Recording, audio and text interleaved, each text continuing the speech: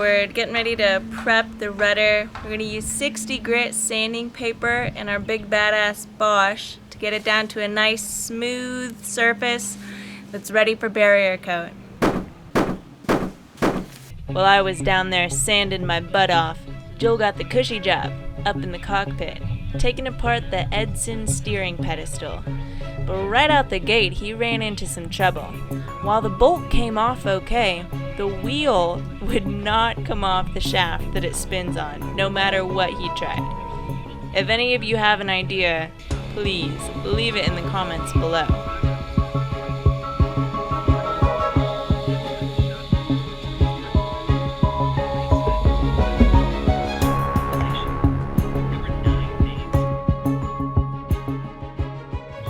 We teamed up for a sticky screw. Joel put his whole weight into it while I spun the handle with a pair of vice grips for maximum torque. If any of you are planning on taking apart an Edson pedestal of your own, they put out a great instructional video on YouTube, link in the description below.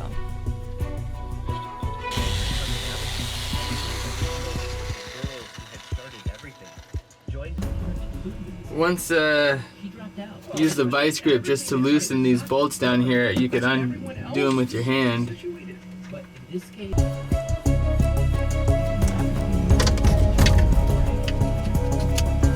Come on! Come on! Ah!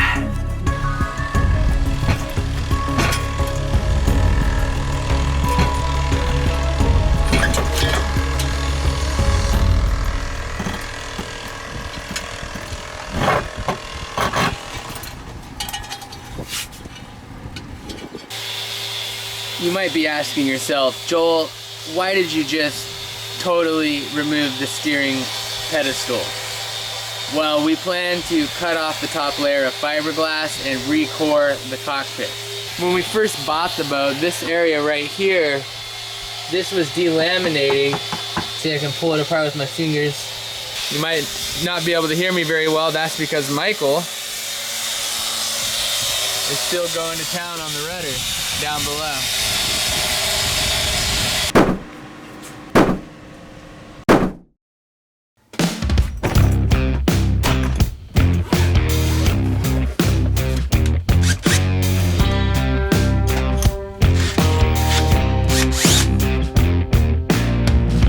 Snow, red sky, reach up for so high, blue eyes, fake cry, beware of the fox tonight.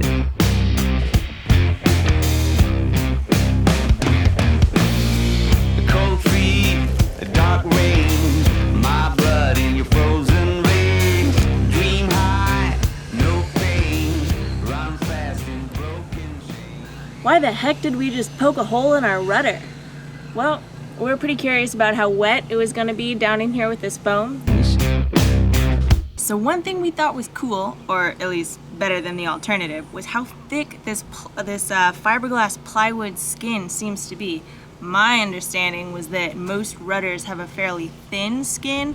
Ours is like, I don't know, half an inch thick. That's kind of crazy. But what we found as we got further in here, yes, it is foam filled, which we expected.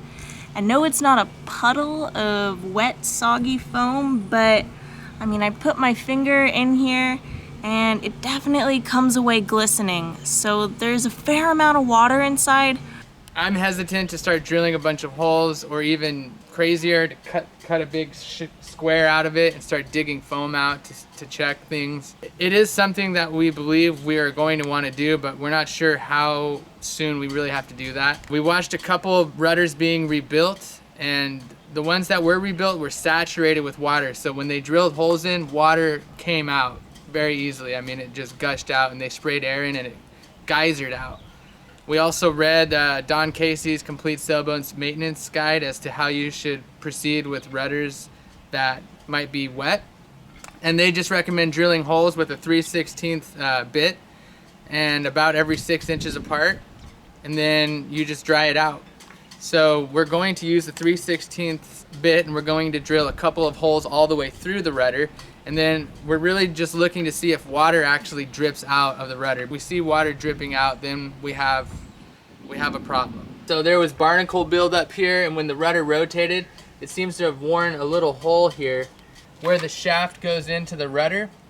There's supposed to be some Sikaflex, some sort of sealant, and we think it might have worn out, and possibly water came in either through here where the shaft enters or through here.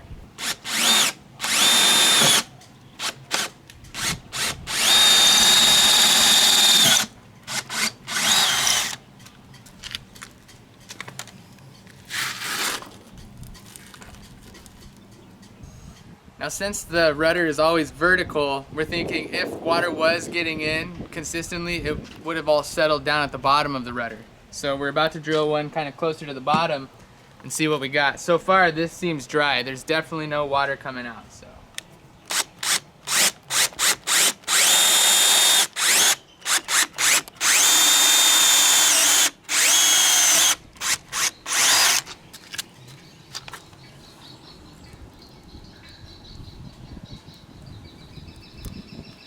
Verdict?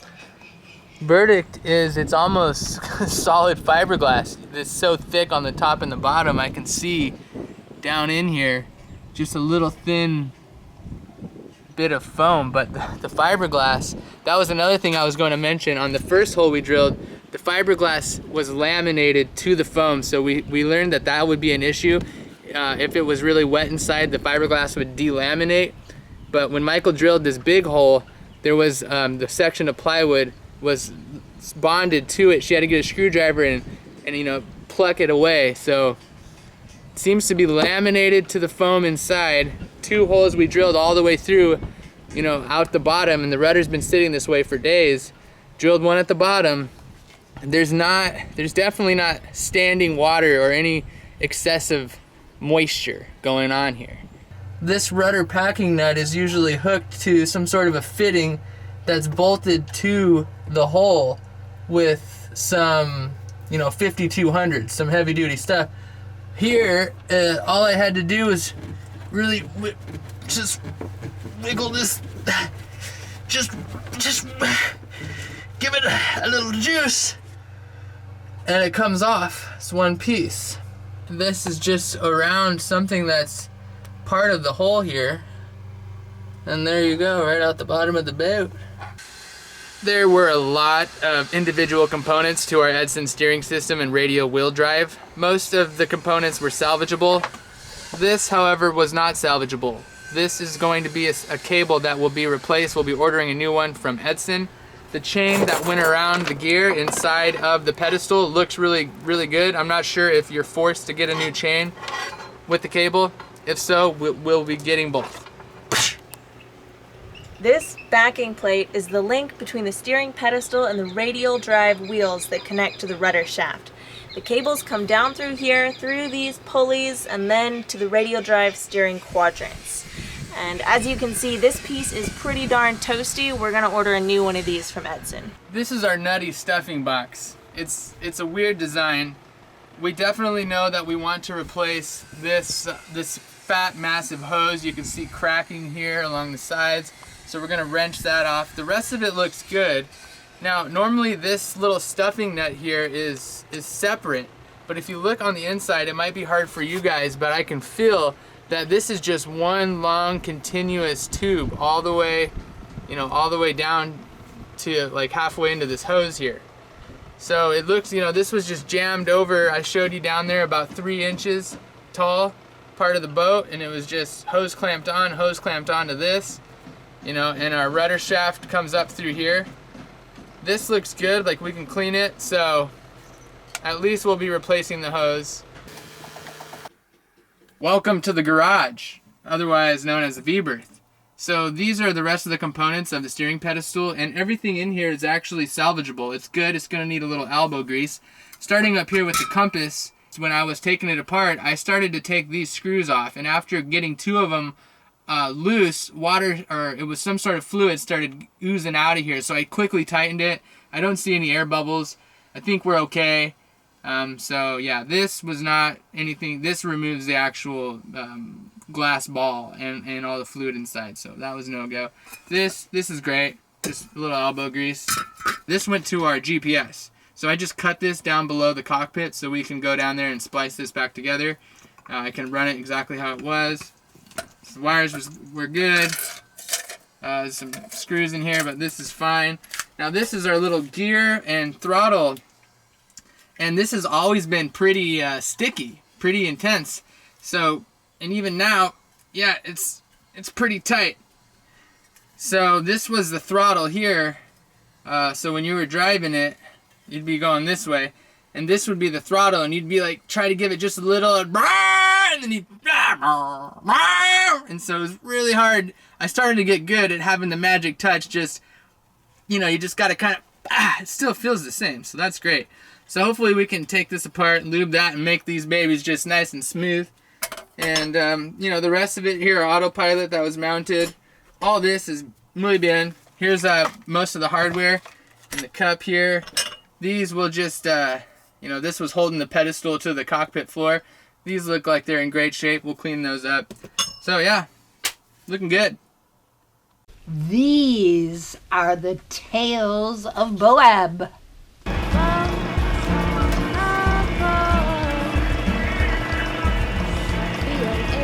Lola.